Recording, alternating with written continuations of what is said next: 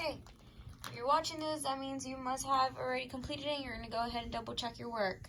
Let's go ahead and look at this. Again, they're asking for you to simplify the expression represented by the area. Again, you should have said, okay, well, an area, let me go ahead and cut it off, guys, right there.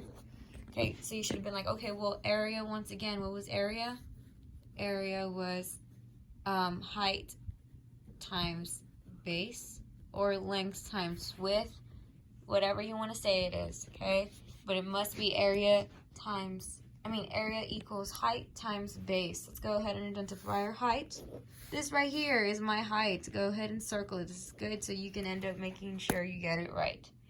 Okay, let me go ahead and show you. I don't even know where my highlighter went. Okay. Anyways, this right here is my height. That right there is my height. And let's go ahead and get our base. This is my base right here. This right here is my base.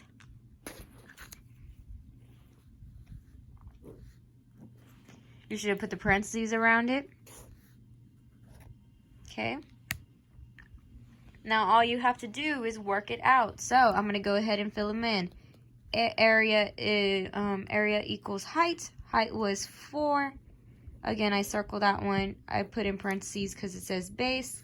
Now base, it's multiplying right next to each other. That's why they're shoulder to shoulder. I'm going to go ahead and write the same exact thing that I see for my base. Now all you have to do is work it out. Again, you see a parentheses. You see a number right next to it. So what should you do?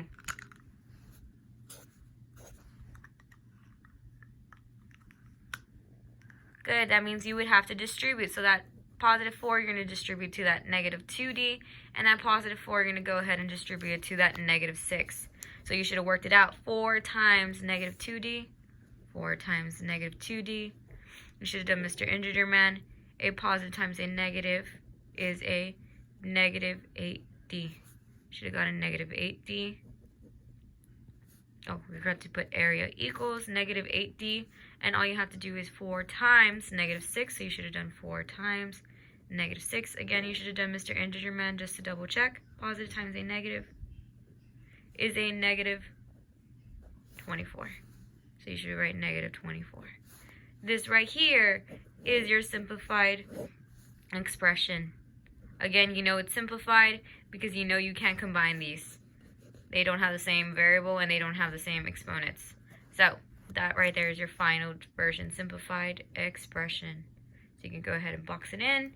You can go ahead and highlight it if you need to, just like me. That right there is your answer.